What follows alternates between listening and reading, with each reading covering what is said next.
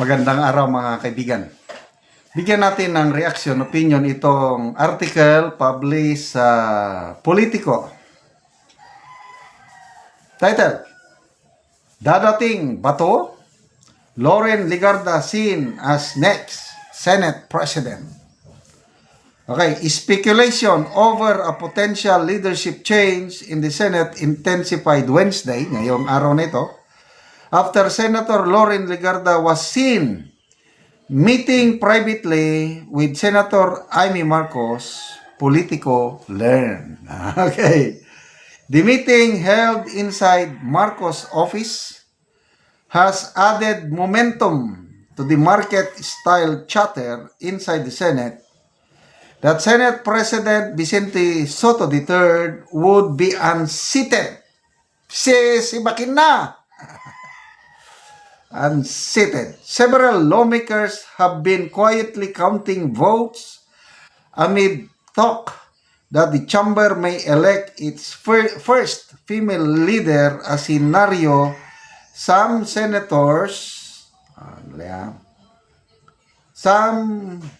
senators privately link to Legarda.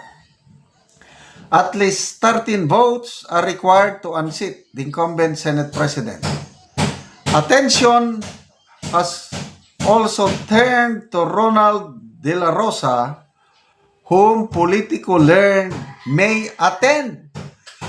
Sa wakas, October pa nung nag-absent si Senator Bato eh. October, November, December, January, after 4 months, ito na. May attend Wednesday's session and could influence the outcome if a vote is called. De La Rosa has kept a low public profile since November, when Ombudsman Jesus Crispin Remulla said he had seen a copy of a purported arrest warrant issued by International Criminal Court related to the former police chief's role in the Duterte administration's anti-drug campaign. The Department of Interior and Local Government has said it has not seen any such warrant. Soto, meanwhile, has downplayed reports of an impending challenge, saying he has not been informed of any move to remove him and that most senators remain solid in their support. Still, seasoned lawmakers caution that leadership contests in the Senate are fluid, with outcomes often determined less by public sentiments than by last-minute shifts in vote count. Okay, so ang nabanggit ng Politico, ang mga handa ng bumaliktad, So mga kabilang parlor, magkapatid na bilyar, Pia Cayetano, JB Ejercito, panglima si Senator Loren, plus yung 9 na minority, so magiging 14 na sila.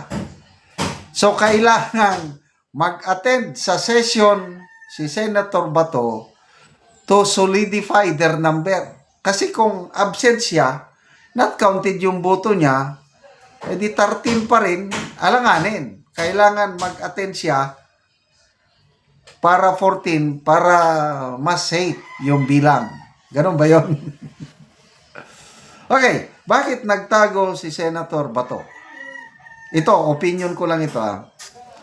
Ang Senate President, sa tingin ko, hindi niya, wala siyang tiwala sa Senate President. Wala siyang tiwala sa administrasyon, itong executive. Ang Senado is separate institution, separate, kingdom. Soto is pro-administration. Kasi Senator Bato, nagtago na lang ako. Baka mamaya. Kailang, ito again, these are all my opinions.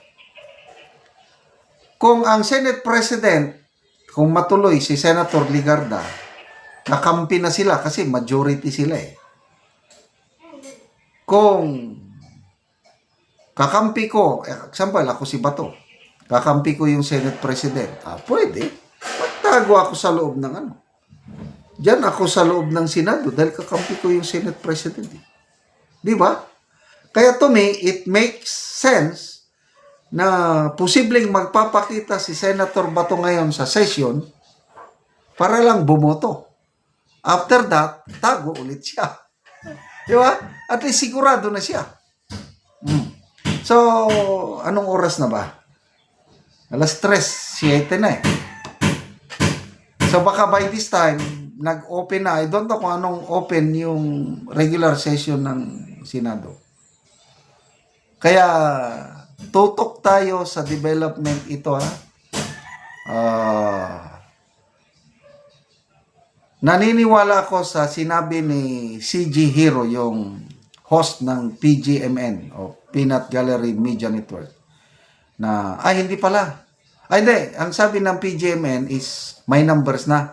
Ang question na lang, sino ang magiging Senate President na katanggap-tanggap. Ito naman si Attorney Regal Oliva sa kanyang post kahapon ba yun, sabi niya na si Senator Ligarda parang ginigipit ng administrasyon yung anak. Hindi lang parang, talagang ginigipit. Kaya, to protect her son, parang ganon, mag-change ng ano, para may mas ano siya, mas power siya to protect her son. Ang problema lang, siya ang lumapit. Ito, kwento ni CJ Hero lang ito, hindi akin lang ha. Lumapit si Ligarda sa minority, kaya lang parang ayaw niya siya ang mag-Senate President. Meron siyang ibang itinuturo. Kaya lang ang minority, ayaw nila. Ang gusto ng minority, si Ligarda. Kaya ngayon, finally, tinanggap niya na. Kasi ang report, ayaw daw ni Senator Ligarda na maging Senate President. Baka posible. Kaya lang, gusto niyang aalis sa majority. O ngayon, dahil wala namang gustong katanggap-tanggap na maging Senate President, edi tinanggap na lang niya. Bato de la Rosa, welcome back, Mr. Senator. Sana magpakita ka na. Salamat mga kaibigan sa inyong pagsubaybay sa ating channel. Nakakatulong kayo ng malaki sa tribong Talandig ng Bukidnon dahil ang income natin sa channel nito is pantulong sa tribo. Namimigay tayo ngayon ng libreng yero at pako para makapagpatayo sila ng mas maayos na tirahan. Panoorin nyo ang video na ito. Muna ni si Angkol ang natabangan og sen.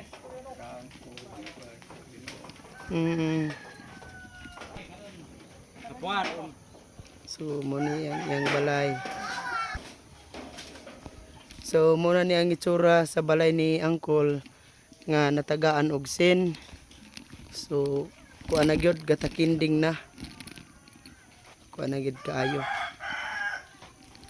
Makita gyud nato nga luoy na gid kaayo ang ilang kahimtang. Muna ni ang itsura. So gisapaw-sapaw lang nga mga kawayan dayon ang ngero, mga kuan na gid kaayo.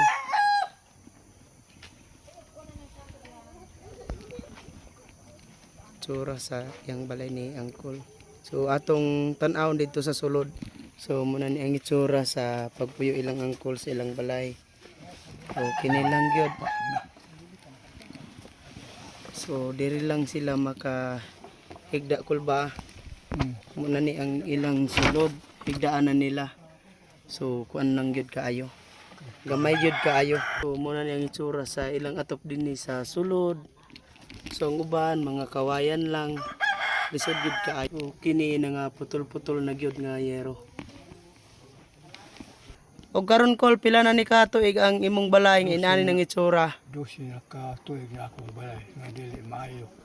12 na katuig. Oo. Tungod sa kalisod wala ko gid makapalit og sin og wala ko'y nabangi sa Mm. Kung wala ka kol natabangan karon so wala gid kay ikato. Palit ko ako itabangi karon og Mm. si kuan. Unsa ra day mong trabaho kol? Farmer man. So uma. Uma. Mm. So lisod gud kol ang kwan. So naa pa ka estudyante kol wala na. Wala na. So pila na day kol imong edad? 55 na. 55. So naa pa kay asawa. Ano pa. So lisod gud. Pila ka buk day mong anak kol? Lima ra ni ang nadia. Oh, 5 ra. Oh. Tan laki. Mm. Salamat sa Ginoo nga nagtabang sa sin sa kuha. Oh, salamat kayo kol.